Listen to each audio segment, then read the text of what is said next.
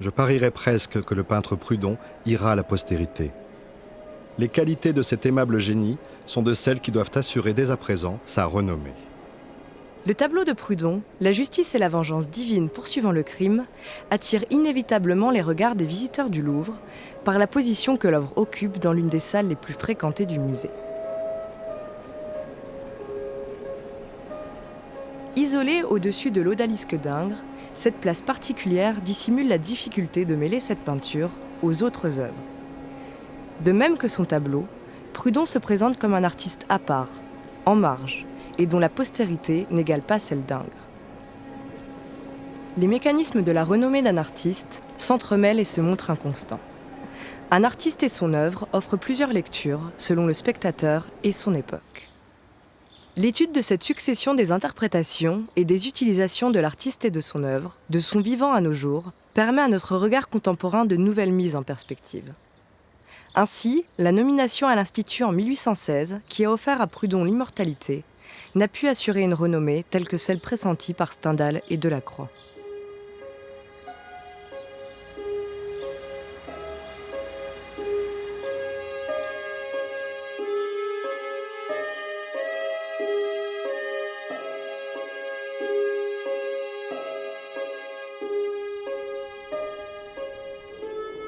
C'est au salon de 1808 que Pierre-Paul Prudhon présente son œuvre la plus connue, La justice et la vengeance divine poursuivant le crime. Enfin, on lui a commandé en 1804, au début de l'Empire. Et il s'agit de mettre un tableau dans les cours d'assises. Et dans les cours d'assises, qu'est-ce qu'il y avait ? Il n'y avait plus rien. Il y avait le mot, il y avait le mot loi sur les murs. Avant, sous l'Ancien Régime, il y avait un Christ en croix, parce que c'est au nom de Dieu qu'on rend la justice, et donc on mettait l'image même, symbole de la religion chrétienne. L'Empire, qui ne veut ni ressusciter l'Ancien Régime, ni ressusciter la Révolution, qui entend mettre fin à la Révolution, veut un nouveau sujet, mais qui ne fut pas forcément un sujet, qui ne fut pas un sujet religieux. Il va demander un symbole de la justice punissant le crime, pour marquer la fonction de ce tribunal. Donc Prudhon va réfléchir au sujet, et il dit très justement, il a fait 2 programmes, il dit « je vais m'adresser au principe même de la chose ». Ce travail a exigé de Prudhon la réalisation de plusieurs versions. La victime se doit d'être innocente. Sur cette esquisse, elle est présentée de dos. Suivant les conseils de son commanditaire Nicolas Frochot et de Constance Meyer, son élève et amante, Prudhon la retourne. Il est tentant de percevoir plusieurs références bibliques. Une figure christique ou Abel tué par Caïn. La justice tient ses balances, le jugement est déjà fait. La vengeance divine, quant à elle, tient un flambeau rappelant les flammes de l'enfer. Sa main se tient prête à saisir le criminel. Sur la figure du crime devaient transparaître les traits du mal, incarnés ici par Caracalla, qui a assassiné son frère Geta. La composition plastique forte de ce tableau ne laisse aucun doute quant à l'issue de cette scène. L'exposition de ce tableau, de la psyché et d'un portrait de Monsieur de Mesmer est un succès. Vivant de nom, le directeur des musées dira à ce sujet. Prudhon, dans 3 tableaux de 3 genres, a montré un talent si délicat et si particulier qu'aucune école n'a rien à lui comparer. Souhaitant récompenser les talents qu'il a distingués au salon, Napoléon décerne à Prudhon la Légion d'honneur, de même qu'à Gros, Girodet et David. Cette distinction le place parmi les grands noms de la peinture de l'époque. Pierre Prudhon est né à Cluny le 4 avril 1758. C'est seulement vers l'âge de 20 ans qu'il modifiera l'orthographe de son nom en Pierre-Paul Prudhon. L'apostrophe se retrouve chez certains de ses ancêtres, tandis que son second prénom, Paul, est choisi en référence à Pierre-Paul Rubens. Lors de ses études à l'abbaye de Cluny, qui dispensait un enseignement gratuit, Joseph Besson, le curé de la paroisse, remarque ses dispositions et les signale à sa hiérarchie. Il est décidé de l'envoyer à Dijon, capitale des États de Bourgogne, afin qu'il fréquente l'école de dessin de François de Vosges. À la fin de sa formation, il travaille pour le baron de Jour-sans-Vaux, pour lequel il effectue son premier tableau. Alors évidemment, ce n'est pas du tout le même style que Prudhon classique, on va dire, le Prudhon avec des passages tout en douceur, tout en sfumato, dans des tons très délicats. Là, c'est un tableau tout à fait charmant, très joliment peint, mais très galant quelque part, on pourrait dire, hein. Et avec le baron de Jour-sans-Veau qui est en buste, entouré d'allégories, et Prudhon s'est représenté, c'est un autoportrait caché de l'artiste, il s'est représenté en génie de la peinture. Le 17 février 1778, 9 jours avant la naissance de leur premier enfant, il est contraint d'épouser Jeanne Penet. Cette union sera une source de malheur constante pour le peintre. Il s'inscrit comme élève à l'Académie de peinture de Paris, puis concourt au prix de Rome des États de Bourgogne. Il a passé un concours à Dijon qui, unique cas en province, en France, faisait comme le prix de Rome du roi à Paris, c'est-à-dire envoyer un artiste pour 4 ans à Rome, un peintre et un sculpteur tous les 4 ans. Bon, il n'avait pas autour d'eux l'Académie, le Palais Mancini, etc., où ils pouvaient aller y dessiner, mais ils n'avaient pas ils étaient un peu livrés à eux-mêmes, ils logeaient à l'hôtel. Il ne reste qu'une esquisse de l'œuvre qui lui permit de gagner ce prix. Celle-ci est conservée au musée de Dijon. Le tableau de Prudhon, malheureusement, a disparu à la Révolution. Voilà, la seule trace qu'on a du tableau qui a valu à Prudhon d'avoir son prix de Rome en 1784, avec un sujet complètement, quasiment unique dans l'histoire de la peinture. Jean Sus qui met son doigt dans la bougie, dans la flamme d'une bougie plutôt, pour prouver que, il dit la vérité. Voilà, aujourd'hui, on ne fait plus comme ça, mais voilà, c'est un sujet un peu extravagant. Et on aime bien à cette époque traiter des sujets très rares pour essayer un peu tester un peu la capacité des jeunes élèves à trouver des solutions plastiques intéressantes pour des sujets un peu difficiles. Cette réussite le conduit donc à Rome.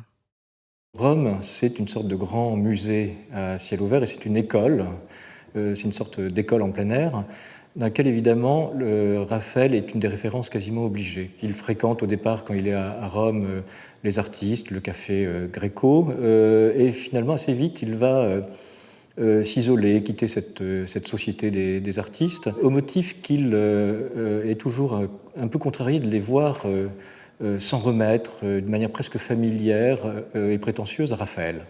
C'était pour lui à l'évidence une référence qui était suffisamment écrasante pour qu'elle puisse inspirer sans doute un peu de modestie.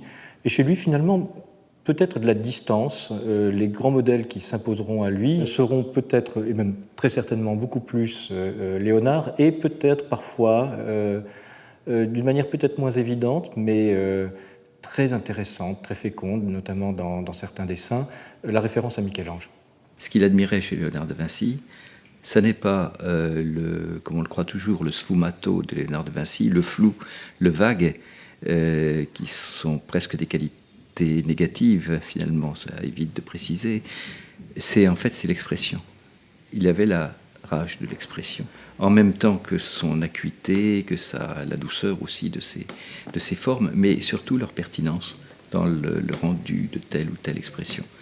Mais aussi, surtout, Corrège, qui a une importance absolument décisive dans son art, qui est un artiste qui est très regardé dans la première moitié du XIXe siècle, alors que l'étoile de Corrège aujourd'hui a quelque peu pâli. C'est une sorte d'étoile lointaine pour nous, dans les panthéons que nous pouvons reconstituer pour les artistes. Au XIXe siècle, il a une importance décisive, et pour Prudhon, c'est une sorte de figure tutélaire que l'on peut suivre en permanence dans toute son œuvre.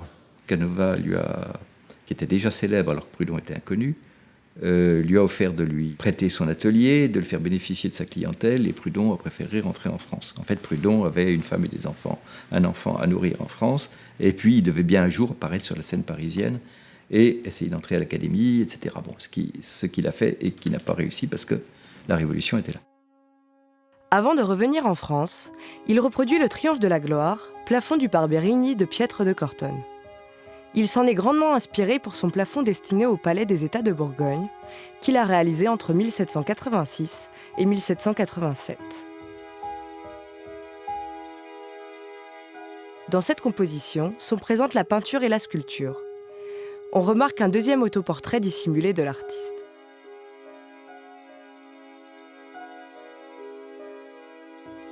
Il Il retourne à Paris en 1789, où il travaille pour le comte d'Arlay. C'est pour lui que Prudhon exécute Cérès, ou l'amour réduit à la raison. C'est dommage, il est arrivé sur le marché du travail en 1788-89, c'était pas une très bonne période, parce que la révolution, la clientèle qui s'en va, etc. Et c'est au salon de 1791 qu'il expose pour la première fois un dessin, Le génie de la liberté. Les besoins de sa famille nombreuse et la mauvaise gestion de son ménage par sa femme l'empêchent de se consacrer à de longs travaux. Mais suite à un prix d'encouragement, pour la vérité descendant des cieux conduite par la sagesse, un logement et un atelier lui sont accordés au Louvre afin qu'il le reproduise en grand. La disette de 1794 l'oblige à quitter la capitale pour la Franche-Comté, région natale de son maître de Vosges. Il y rencontre notamment Nicolas Frochot, futur préfet de Paris, qui lui commandera la justice. À son retour à Paris, sa carrière prend un nouveau tournant. Il réalise la décoration de l'hôtel de la Noix qu'il achèvera en 1801. Sa situation financière s'améliore, mais son mariage va de plus en plus mal. Sa femme déserte le foyer, ils se séparent.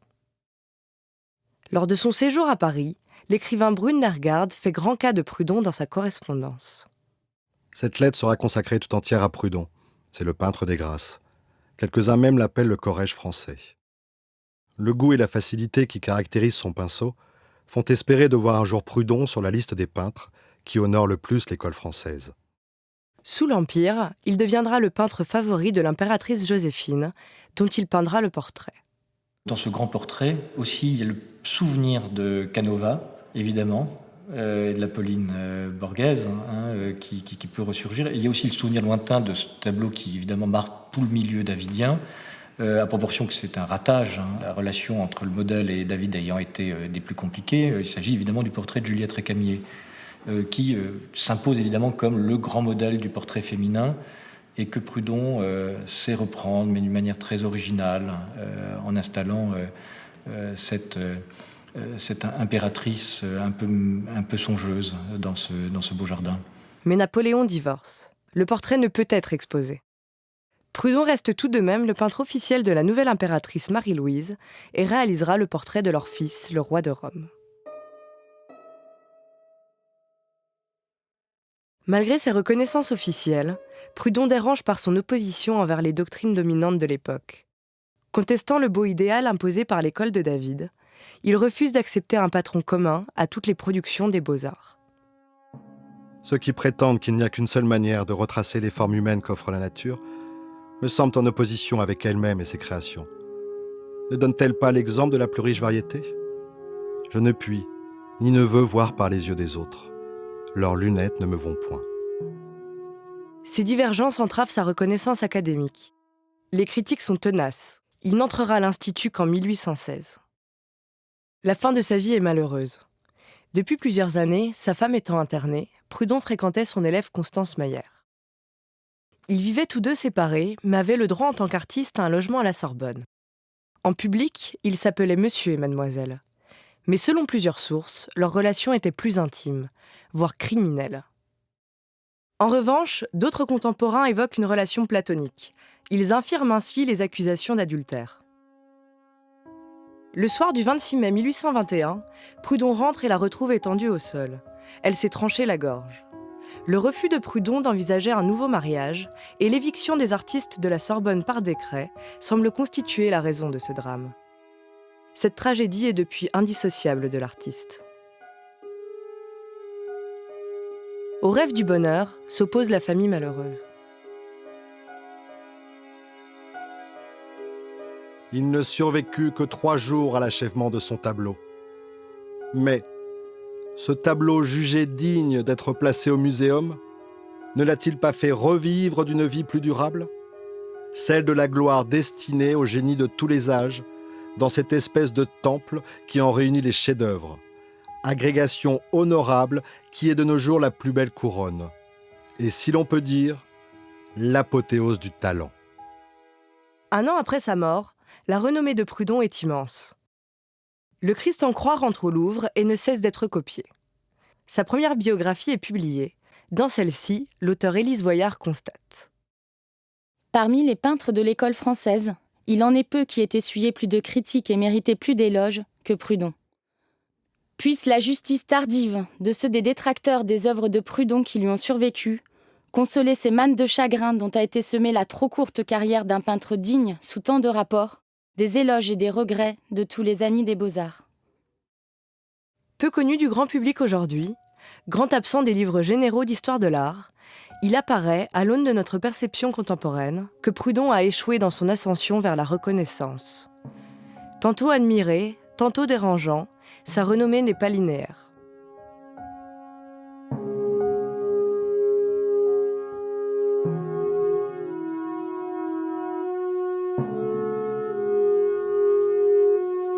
La notoriété de Pierre-Paul Prudhon ne se discute pas après sa mort.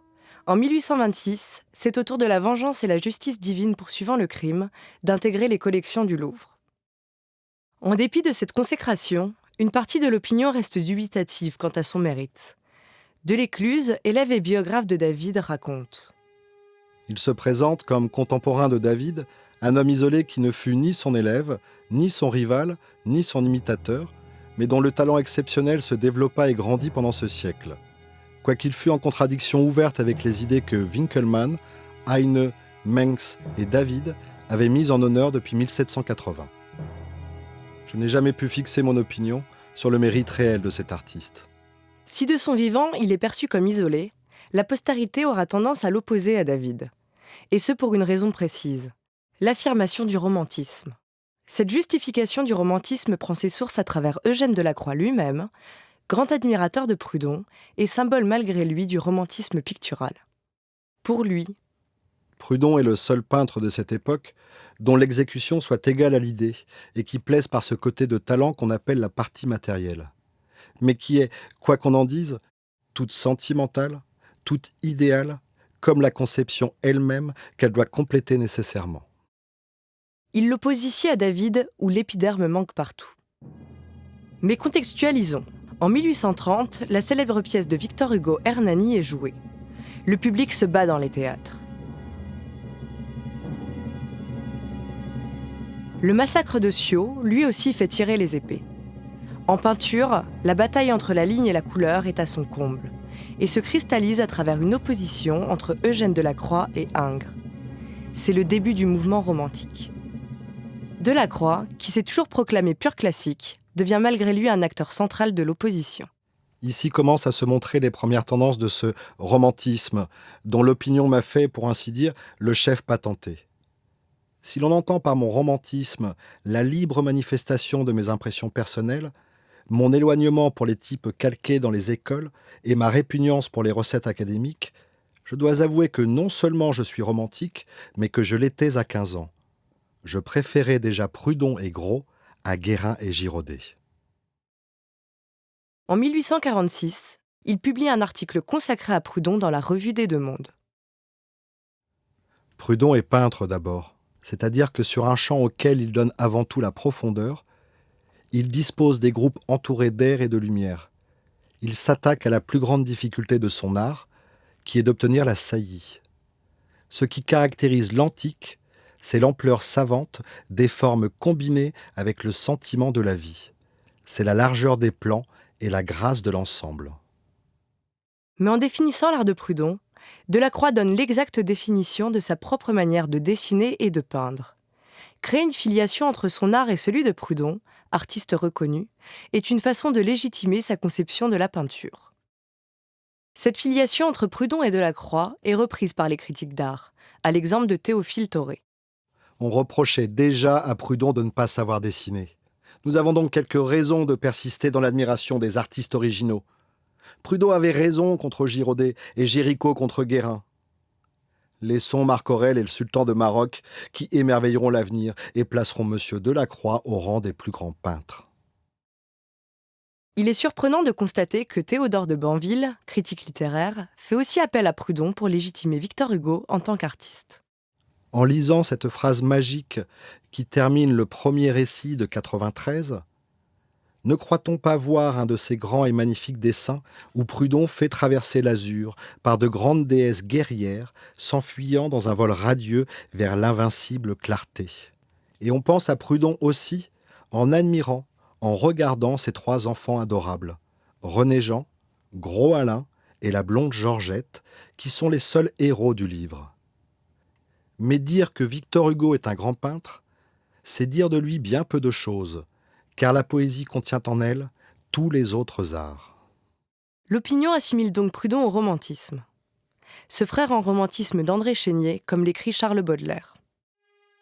La succession de ses malheurs, le suicide de Constance Meyer, ainsi que sa mort de chagrin, font de Prudhon un archétype de l'artiste maudit.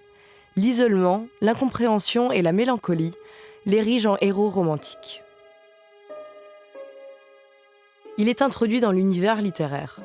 Pour appuyer l'amour profond qu'il voue à sa mère et interpeller la compassion du lecteur, Alexandre Dumas fils s'en réfère au chagrin de Prudhon après le suicide de Constance Meyer. Si je l'avais perdu à cette époque, je serais mort de chagrin, comme l'auteur de Vénus et Adonis, après le suicide de sa maîtresse. Car il est assez fréquent parmi nous autres artistes que la femme nous tue.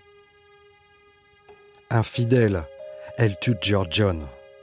Amoureuse, elle tue Raphaël. Morte, elle tue Prudhon. Mais si Alexandre Dumas fils se concentre sur la vie personnelle de Prudhon, Balzac est quant à lui interpellé par la grâce que Prudhon a véhiculée dans ses œuvres. Lorsque l'un de ses héros, le jeune peintre Hippolyte Schiner, rencontre la beauté idéale en la personne d'Adélaïde, l'auteur s'appuie sur la peinture de Prudhon pour convaincre de la beauté de la jeune fille. Il reprit bientôt connaissance et put apercevoir la plus délicieuse tête de jeune femme qu'il eût jamais vue. Ce visage de l'inconnu appartenait, pour ainsi dire, au type fin et délicat de l'école de Prudhon.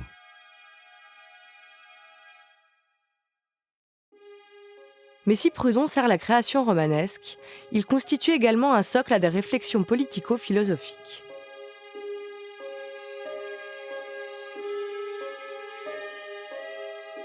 Jacal, chef de la police emblématique des Mohicans de Paris d'Alexandre Dumas, définit son idéal de justice. Vous savez quelle est ma mission ? Prudhon a fait un tableau là-dessus. La justice poursuivant le coupable. Vous savez quelle est ma devise ? Celle du philosophe de Genève. Vitam impedere vero. Ce symbole de justice est au contraire condamné par Prudhon. Que peut donc signifier dans une société un tableau, comme celui de Michel-Ange, représentant le jugement dernier, image effrayante de la sanction céleste, ou celui de Prudhon, bien inférieur, où l'on voit la justice divine qui va saisir dans la nuit l'assassin qui se cache. Jadis, la place de ce tableau de Prudhon eût été à la cour d'assises. On l'a mis au musée comme une relique, en quoi l'on a eu raison. Prudhon constitue une référence symbolique et visuelle, éloquente pour tous. Mais plus qu'une simple référence, Prudhon est reconnu en tant que grand artiste. Les frères Goncourt, célèbres écrivains et historiens d'art, intronisent Prudhon en 1861 en lui faisant conclure leur XVIIIe siècle idéal. Dès les premières lignes, le ton est donné. Pour eux, il s'oppose à David. À l'écart de l'ombre, il y avait un peintre que David appelait avec mépris, le boucher de son temps. Cependant, celui-ci portait dans la tête la Grèce et les dieux. Il n'arrachait pas lambeau à lambeau les beautés de l'art antique. Il les trouvait dans son âme, elles rayonnaient sous sa main. Mais le nom de ce peintre ne devait être populaire que dans la postérité. Il s'appelait Prudhon. 10 ans après cette déclaration des frères Goncourt, la renommée de Prudhon atteint son apogée. Il intègre sans équivoque le panthéon des artistes français. Comme le montre son buste au musée du Luxembourg, bâti en 1874, ou encore son nom sur la façade du Grand Palais, construit pour l'exposition universelle de 1900. Jules Verne, après quelques hésitations, l'intègre lui aussi à la collection idéale du Nautilus, au détriment d'artistes encore vivants tels que les peintres réalistes Courbet et Millet. La littérature patriotique s'en empare. Gaston Tissandier, scientifique engagé politiquement, républicain convaincu, le hisse comme un des héros du travail.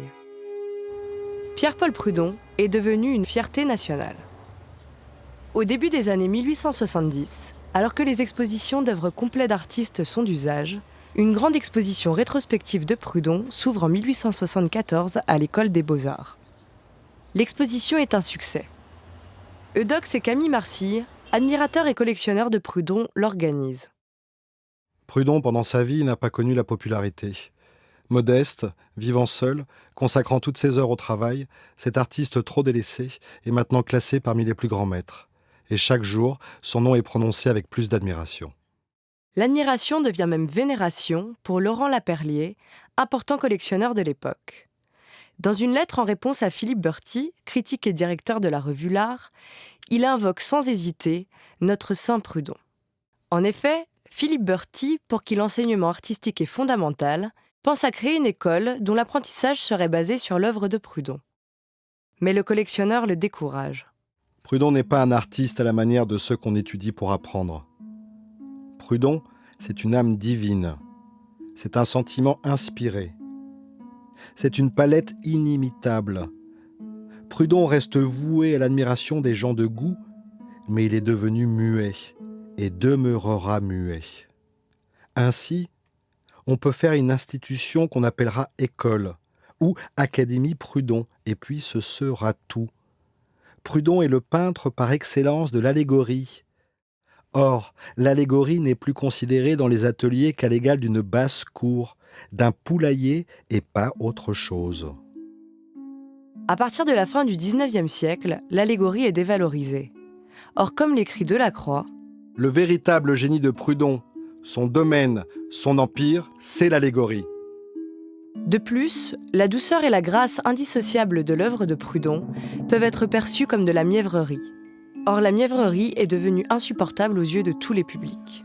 On peut le comprendre en lisant un texte qui m'a toujours fasciné d'Ernst Gombrich, qui s'appelle Psychanalyse de l'art, et qui explique, et je crois que c'est quelque chose de très, très, très intéressant dans le cas de Prudhon, combien il y a des formes artistiques qui ont été dominantes au XIXe siècle et qui touchent en gros à la perfection mimétique, au réalisme de la représentation, et d'un réalisme quasiment photographique, et qui sont très valorisées jusque dans les années 1860, 70 et 80.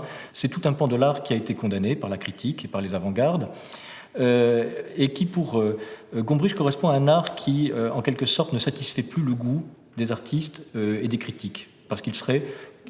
Gombrich a un mot que j'aime bien, il dit que c'est un art qui serait presque trop sucré, là on pourrait faire des choses plus régressives, quelque chose de plus salé. Il recourt à cette métaphore du goût, une métaphore gustative, pour expliquer ce changement radical de goût, précisément, qui s'opère. Et je pense que ce grand mouvement, que Gombrich décrivait comme une sorte de mouvement de régression dans le goût, régression au sens psychanalytique du terme, est quelque chose qui explique beaucoup le sort difficile, en définitive, de Prudhon, son trajet complexe dans la réception de son art à la fin du XIXe siècle et tout au long du XXe siècle. Malgré cette mutation du goût, le Petit Palais, haut lieu artistique de la République, organise une exposition consacrée à Prudhon en 1922, un an avant le centenaire de sa mort. L'exposition est très couverte médiatiquement, comme le montre ce bref échange entre Henri Lapose, conservateur et organisateur de l'exposition, et son collaborateur. Malgré la crise, nous détenons un record de publicité. Ça va ?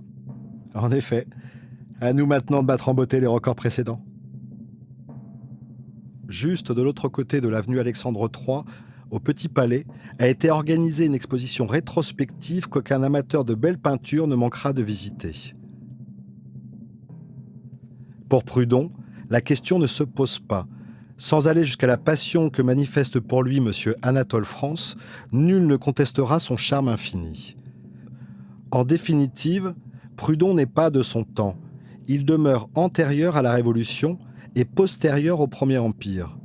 Fidèle à une tradition française que ses contemporains renient, il annonce une évolution nouvelle qui n'aura lieu qu'un quart de siècle après lui. N'est-ce pas la vraie façon d'être moderne ? L'exposition Prudhon au Petit Palais, où figure ce beau portrait, obtient le même succès que la rétrospective d'Ingres qui fit courir tout Paris l'an dernier. On y sera venu voir un peintre et c'est un poète, en outre, qu'on y aura trouvé. Historiquement, il y a lieu de tenir compte de ces éléments si contrastés qui composent sa personnalité. L'exposition du Petit Palais, par les 300 numéros qu'elle comporte, permet de les distinguer aisément. et ce que Prudhon doit aux uns et ce que tant d'autres lui doivent. En effet, les artistes continuent de l'admirer. Il demeure pour eux une source d'inspiration, à l'exemple de Picasso qui s'est inspiré de la justice pour Guernica. Il s'inscrit ainsi dans la lignée de célèbres artistes, considérant Prudhon comme un des grands noms de la peinture. Géricault a copié la justice. Rude s'en est inspiré pour la réalisation de la Marseillaise. Cézanne possédait une reproduction de la Psyché dans son atelier.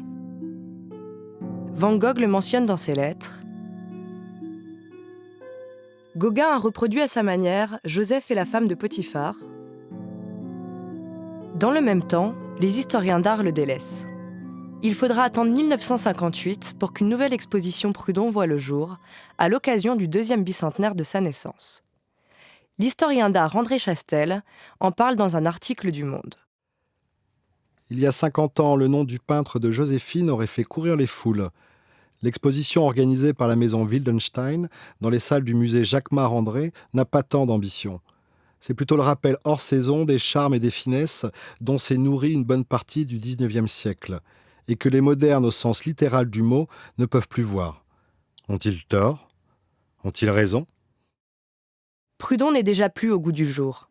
Rejeté par les modernes, aucun travail scientifique n'avait été effectué depuis longtemps.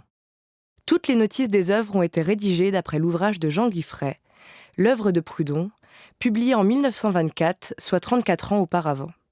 Au sein même du comité d'organisation de l'exposition, les visions de l'artiste n'ont pas la même ambition. Philippe Huysmans nous présente une vision romanesque de l'artiste. Philippe Huysmans, vous avez été, sous la direction de Daniel Wildenstein et avec Jean-Gabriel Domergue, un des organisateurs de cette exposition. Pourriez-vous nous dire ce qui vous a intéressé dans la personnalité de Prudhon ?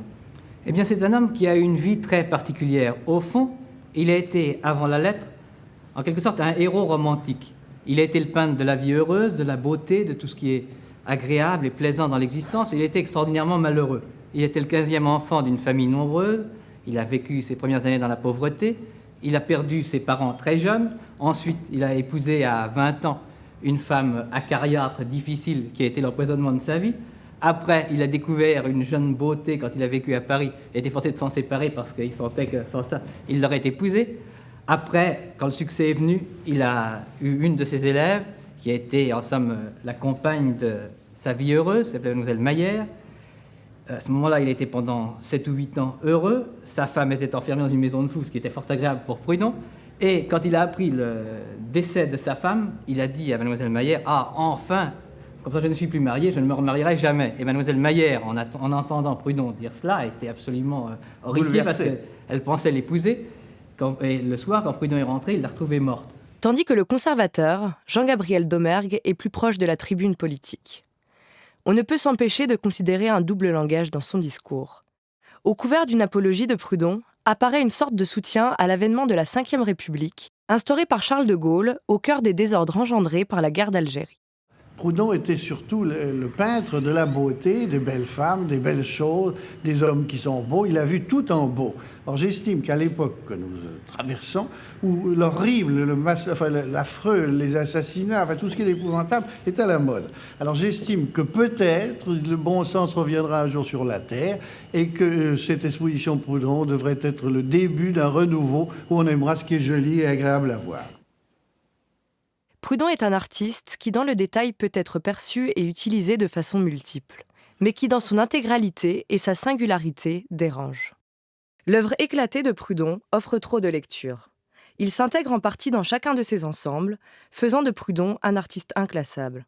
Il traverse plusieurs décennies du XVIIIe siècle, ce qui fait qu'on peut, à raison, le ranger dans le XVIIIe siècle. C'est ce que font, la chose est connue, les Goncourt, pour qui il s'agit d'un artiste du XVIIIe siècle qui aurait continué à travailler évidemment au début du XIXe siècle, mais qui fondamentalement, essentiellement, intrinsèquement, serait un artiste du XVIIIe siècle.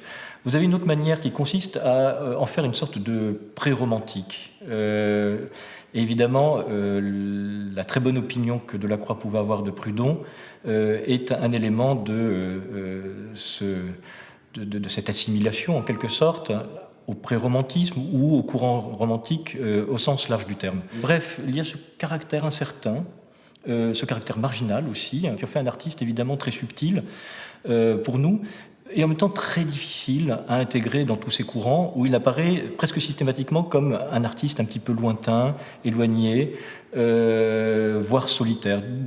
Du point de vue, les représentations que l'on a d'un artiste comme Prudhon, qui sont celles d'un solitaire, d'une sorte de mélancolique, en quelque sorte, elles ont peut-être pesé sur les représentations que nous nous faisons de sa position dans les courants artistiques de la fin du XVIIIe siècle et des premières décennies du XIXe siècle. Il y a Raphaël, il y a Titien et il y a Corrège. On parle très peu de Léonard de Vinci ou de Michel-Ange, en France notamment.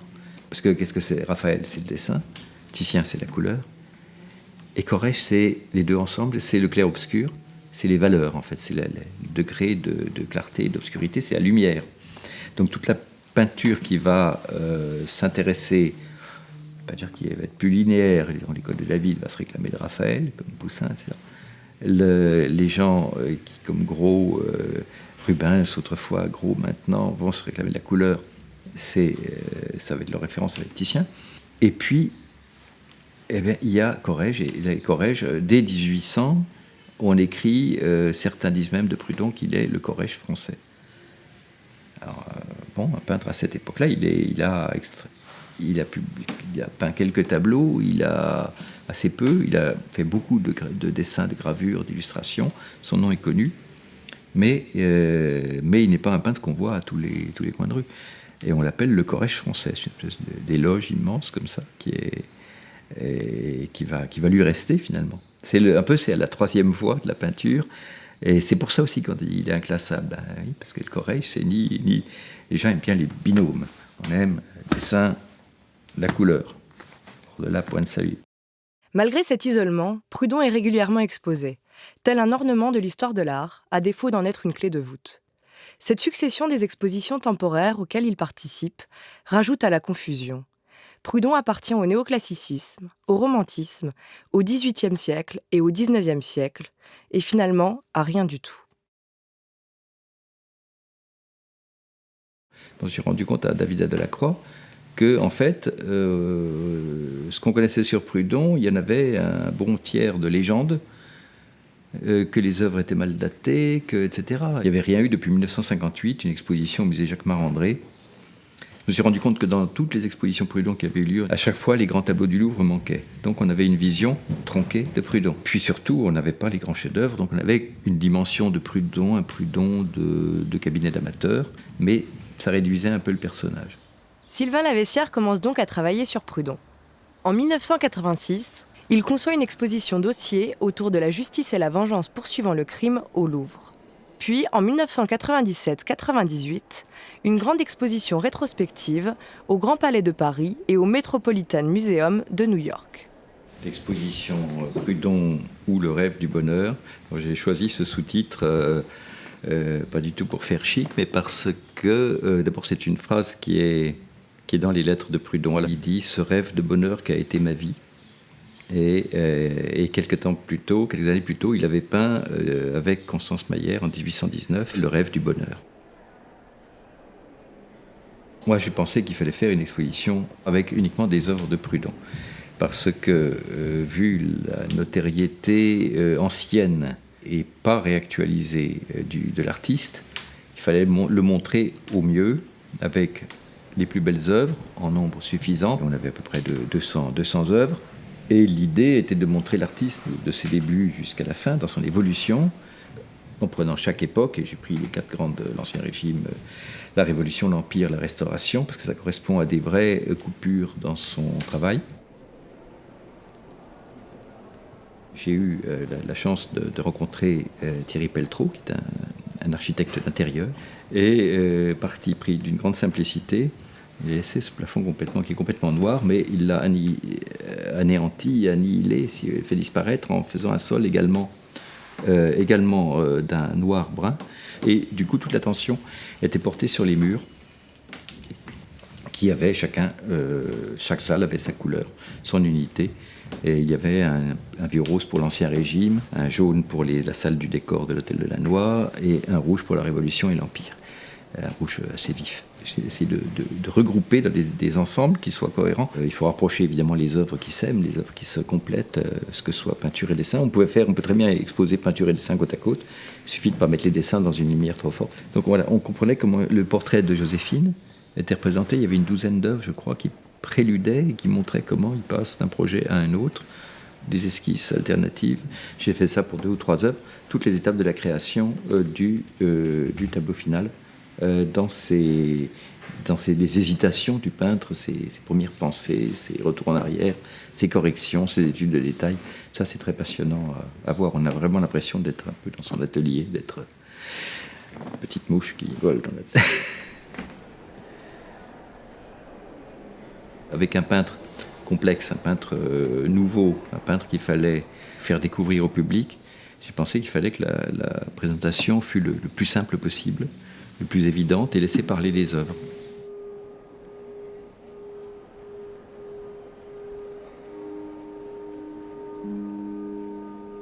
Comme de son vivant, la réception de Prudhon n'est pas unanime. Elle est à l'image de son œuvre, disparate. L'exposition reçoit un accueil positif de la majeure partie des quotidiens nationaux. Isolé dans son siècle, néoclassique, précurseur du romantisme, étincelant dessinateur, le grand artiste retrouve tout son éclat. Mais bien qu'il plaise moins au goût contemporain, Prudhon, avec ses effets fluides de lumière, est un peintre dont on doit tenir compte. En tout cas, nous le voyons maintenant tout entier pour la première fois.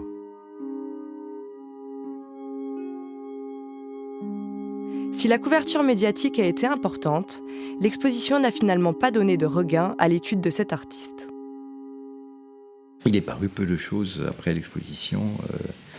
Le livre d'Elisabeth Goffey en Amérique, et pas énormément d'articles finalement. On n'a pas vu une littérature ou des articles pointus sur tel ou tel objet. L'exposition s'est faite pour donner aussi le sursaut aux études, donner du matériel pour que les gens qui n'ont pas le temps que j'ai passé sur cette question puissent en bénéficier. C'est ça, on se passe le relais. Toutefois, si les recherches sur Prudhon sont peu nombreuses aujourd'hui, lui est très recherché des collectionneurs. Actuellement, une académie de femmes de Prudhon est en vente dans la galerie de Bézère.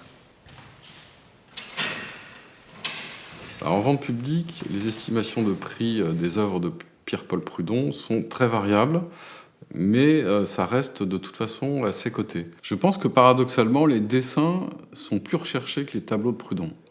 Le marché de l'art est régi à la fois par les galeries et les maisons de vente aux enchères. Ce sont les 2 grands acteurs du marché de l'art. Traditionnellement, les marchands avaient une importance beaucoup plus forte.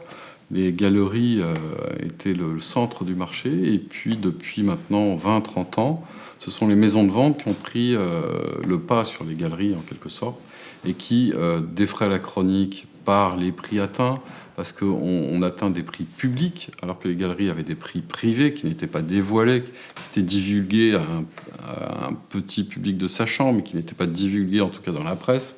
Il y a un dessin là qui est passé récemment en vente à Londres, une belle étude de nu masculin, crayon noir et craie blanche sur papier bleu, sa technique habituelle, et qui était une étude d'homme ressemblant à une étude du modèle qui a servi au crime dans la justice divine poursuivant le crime. Et donc ce dessin-là, qui n'était pas un dessin très fini, qui était un dessin de figure en mouvement, a atteint 200 000 €. Et après, on aborde aussi, pour les grandes académies en parfait état, des prix très élevés, qui sont de l'ordre de 500 000 à 1 million d'euros. Le genre de collectionneur qui aimerait avoir un Prudhon dans sa collection serait typiquement quelqu'un qui aime bien le dessin du XVIe, du XVIIe et du XIXe siècle. Je dirais que c'est un collectionneur qui saute le XVIIIe dans ses goûts, et c'est très paradoxal parce que justement c'est un artiste du XVIIIe en fait, mais qui a été un prédécesseur, un précurseur. Donc ça sera quelqu'un qui aime bien la Renaissance, le classicisme et le romantisme. Alors nous, par exemple, on a un dessin ici de Prudhon à vendre à la galerie, qu'on a déjà depuis maintenant 2 ans, Et ce dessin représente une académie de nus féminins, exercice auquel Prudhon s'est astreint toute sa vie, et particulièrement en fait dans la dernière partie de sa vie, après la chute de l'Empire, où il a continué à faire énormément d'académies avec ses élèves en particulier. Ce dessin-là est superbe parce qu'il est un petit peu à l'estompe. L'avantage de l'estompe, c'est que ça donne un velouté qui rappelle la vigueur de la chair, la vie de la chair en fait. Tandis que quand on est uniquement, par exemple en hachure, on va être sur une netteté, mais qui ne va pas redonner cet effet de chair, de carnation. On n'a pas de client spécifique à qui le vendre. Oui, on ne l'a pas acheté en se disant on va le vendre à un tel ou à tel musée. On s'est dit, ce dessin est très beau, c'est une occasion d'avoir un beau Prudhon. On l'a acheté pour l'avoir en stock.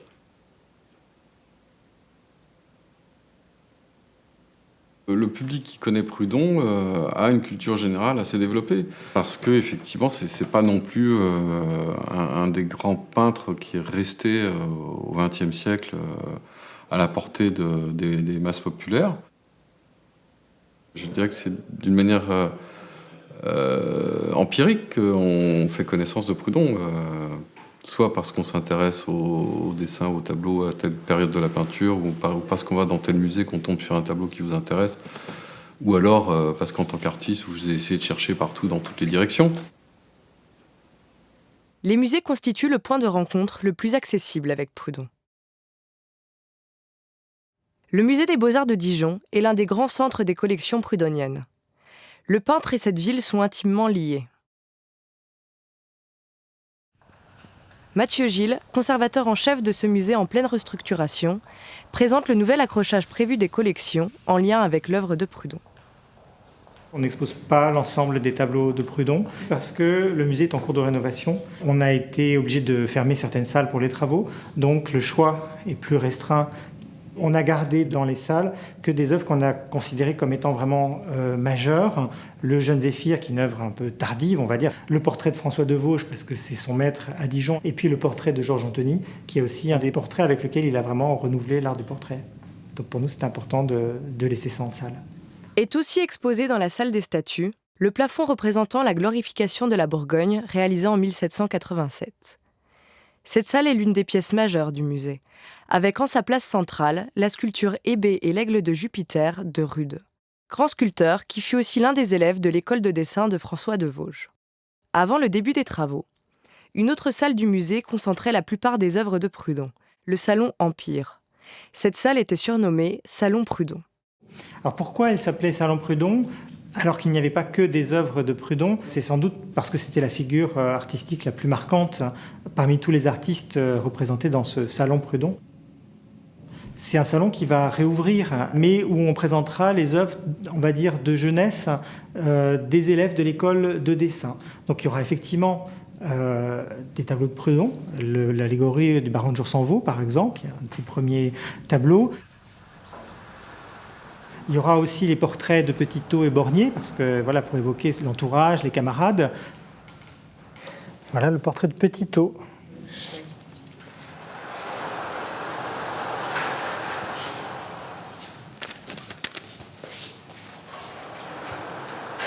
Et voilà donc Bornier, l'autre sculpteur. Et vous voyez là, il a des couleurs très différentes, c'est beaucoup plus brutal, plus contrasté. François de Vosges également sera présenté là. Et puis d'autres tableaux de ses camarades, et notamment Gagnereau ou encore Neigeon. Mais toutes les œuvres ne seront pas accrochées dans la même salle.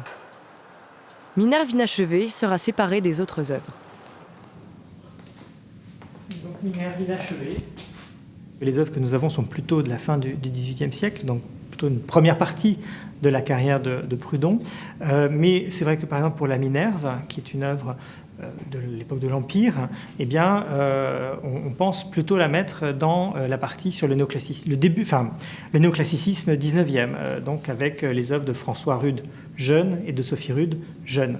C'est difficile de dire, avec un tableau comme ça, est-ce que c'est néoclassique ? C'est ni néoclassique, ni... c'est complètement Prudhon, c'est très c'est très individuel. Mais voilà, dans l'esprit de la salle, je pense que des œuvres qui vont être accrochées, ça va bien s'accorder. Finalement, Dijon use d'un parti pris semblable à celui du Louvre. Si la justice a le droit à son propre mur, l'impératrice Joséphine est exposée entre les tableaux de David et ceux d'Ingres.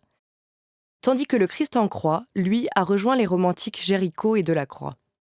À Dijon, il chevauche le XVIIIe et le XIXe siècle. Au Louvre, il est partagé entre néoclassicisme et romantisme. Toujours affilié au Corrège, l'histoire du goût continue de le desservir.